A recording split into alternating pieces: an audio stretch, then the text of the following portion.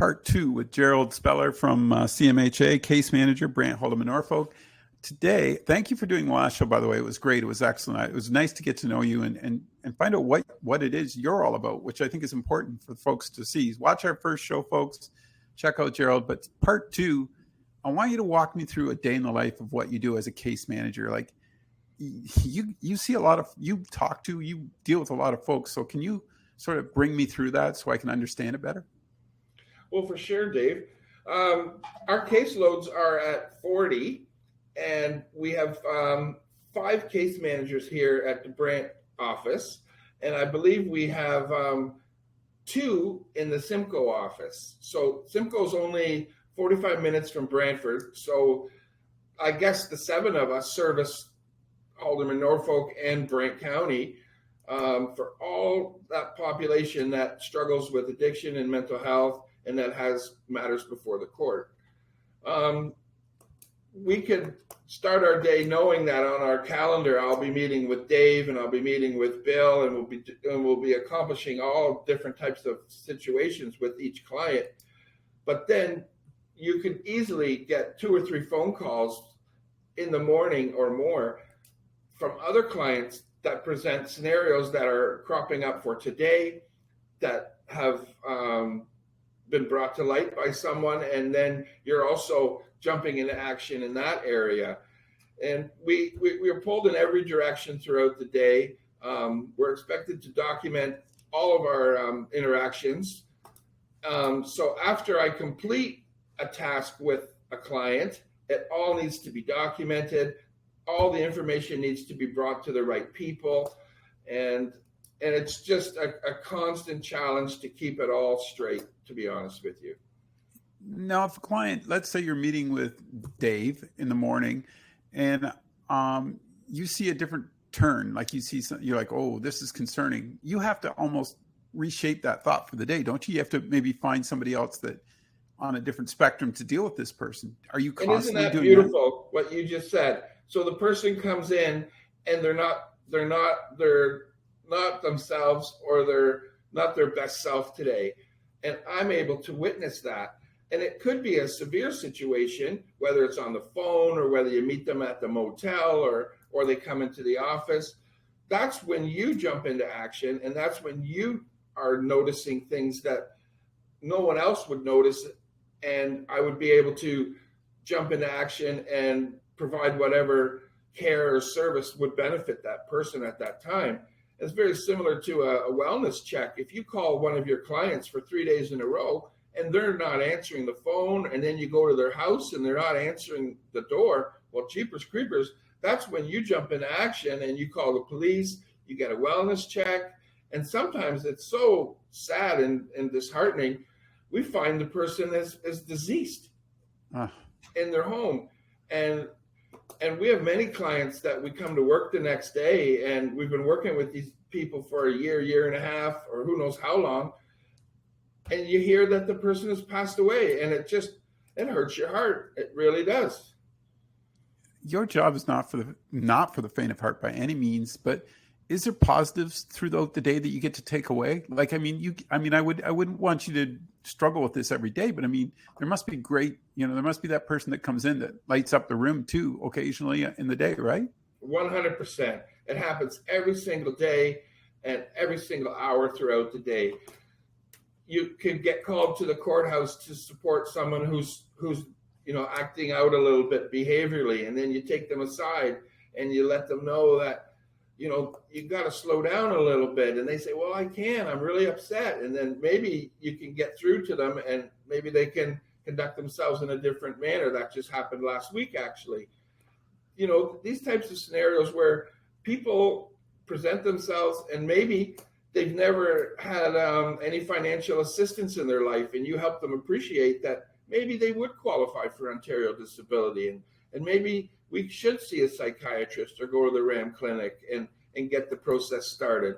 And then you have a person that finally, in their first time in their life, is having a steady stream of financial support through a service that they should have been on many, many years ago. Do you feel like I often wonder this, that most folks, that you try and help? I want, my son's like a whitewater kayak guide. And years ago when he started, he said, what's the one thing you can tell me? You've coached, you've did all this stuff in the community. What's the one thing you can tell me about people? I said, the biggest thing I can tell you is everyone lacks confidence and self-esteem. You've got to build it. And once you build it, they'll go through walls for you. Is a lot of that too in the mental health aspect? Is that one component of it? Like, it seems to me you're like, it's okay, man, we'll get through this. You're help building that. Is that true?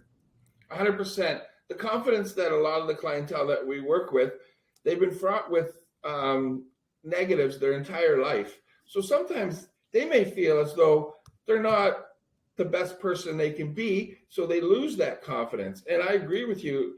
The best thing you can give yourself, your children, anyone in your life is confidence, because you don't have to be have a self-inflated sense of self, but you definitely should be able to have confidence. You know, people will tell you, well, I have to have a drink to do my speech, or I have to have a, you know, some sort of an intoxication in order to walk into a room of many people. And I appreciate that, but fortunately for myself, I don't have those obstacles, and I do have self-confidence. So I try to present that to my clients, and I'm, in my opinion, I'm relatively positive, and that really rubs off on a lot of the clients as well. What's it like for you on a personal note at the end of the day? Like, are you exhausted mentally? Mentally, and my eyes are tired from the computer. It's not all computer work. It's not all statistical information and sending letters to the Crown and to lawyers. And, you know, it's not all that, but it definitely does take a strain on your eyes throughout the day on the screen. And at the end of the day, you know, you go home and you might tell the odd story about, you know, this situation that was extremely sad. And you do a lot of that. You do a lot of coming home from work and you know, sharing a scenario that is just shocking, you know, and you just wonder. And then the court system also, you know, they do their best. They're doing their best, but we see things that, you know, jeepers, why did it take so long for that peace bond to go through? A whole year and a half because a wife may have had a problem, and the husband basically called the police for help, and they're asking for MCERT to arrive, and it turns into, well, now your wife's charged with assault, and she's removed from the home. And yes, that does need to happen, I'm sure, but sometimes it can take a year before the courts finally get to the point where the peace bond is being offered to the client, and they've been asked to not attend that home for a whole entire year. Like, how does that benefit anyone, you know? But the courts can only go as fast as they can go. Yeah. But it really impacts the people that are affected by that. I know this is going to be a vague question, but bear with me. Should we be teaching at a younger age, in all aspects of society, a better regulation piece? Because that seems to be the part that I kind of keep going back to that's out of whack for a lot of folks. And you brought it up earlier. You're saying, you know, I'm having trouble controlling myself, the gentleman or lady that you're referring to. Is that part of what we need to sort of address long-term? I think we should be looking at the early years so that the interventions can begin at an earlier time. But again, people do need to work on themselves, and it's not easy. It's not an overnight fix. There's no quick treatment for mental health. You just have to stay on top of it. You have to learn about your own mental health, and like any disorder or any disease, you have to care for yourself in the best way you can. And sometimes the clientele that we work with, they don't have the resources to care for themselves properly. You know, it's easy for you to say, yeah, you know, have a shower and eat yogurt and eat proper food and vegetables. Well, if you don't have a microwave, and if you don't have a hot plate, and if you're living in a motel, and, you know, those are all impossibilities, right? That's not possible. But make sure you come to your appointment at 11 o'clock next Thursday. You know, it's just not possible for a lot of the clientele that we work with, right? I hear you. I got two more things, I guess, and we'll wrap it up. But I want to know how many clients on an average day would you see? I would say anywhere between 6 and 10 a day without even trying, and then many unannounced, Yeah.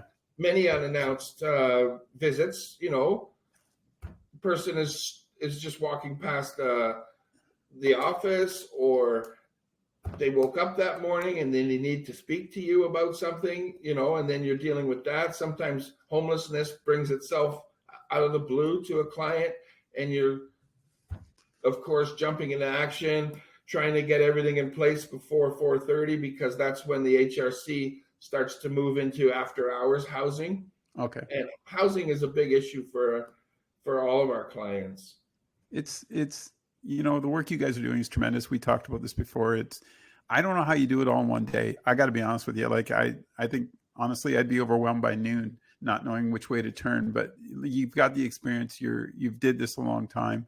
Can we finish off the show? Tell me about a success story that's really stuck with you over these years.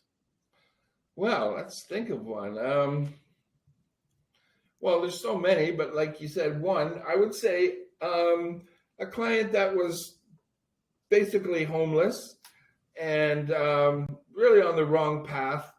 After some time and energy, the person was able to secure housing in Brantford that was suitable and private and in their own place, and finally connect with psychiatrists and Ontario Disability, and their life just really, really improved once they really started had an opportunity to slow down and breathe and work with a case manager such as myself and get through so many of the tasks that are required in order to become successful with the support of someone such as myself. It's always nice when you see a smile, isn't it?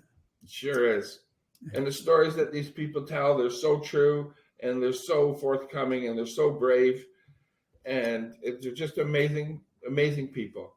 And you know what? I think too, when you knock somebody down and they come back, the understanding of life for them is so different from what you and I would take on a daily basis, right? The appreciation, the set to get things moving in the right direction. That's all determination, really, isn't it? And your help, obviously, your support. Right. And we motivate people to change. Yeah. And we try to utilize the principles of recovery in every aspect of our job. I appreciate all the work you do. I really want to thank you for taking the time on this two-parter and just sitting down with me and filling me in and our listeners and our watchers and our viewers, because it's important that we do understand mental health in all its aspects. And this was just, I know we're just the tip of the iceberg, but I got to say, Gerald, thank you for taking the time today. And I can't say thanks enough for you for this platform. Take care. See you later, Dave. Have a super day.